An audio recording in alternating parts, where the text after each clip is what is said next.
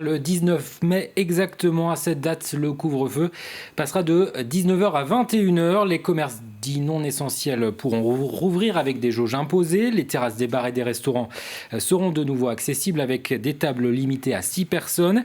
Les lieux culturels, c'est-à-dire les musées, les théâtres, les cinémas, les salles de spectacle, pourront rouvrir avec un public obligatoirement assis et une jauge, pas plus de 800 personnes en intérieur, 1000 en extérieur. Et puis concernant le sport, le public pourra faire son retour en tant que spectateur dans les enceintes sportives.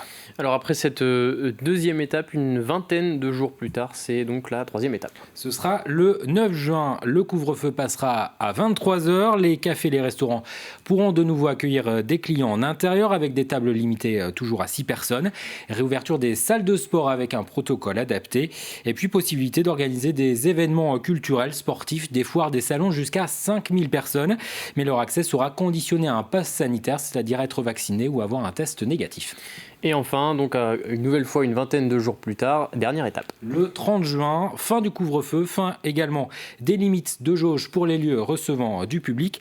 Les discothèques, elles, resteront toujours fermées. Et puis je précise que ce calendrier pourrait être revu en fonction de l'évolution sanitaire dans un département. Si le taux d'incidence dépasse 400 cas pour 100 000 habitants, si ce taux augmente rapidement et s'il existe un risque de saturation des services de réanimation.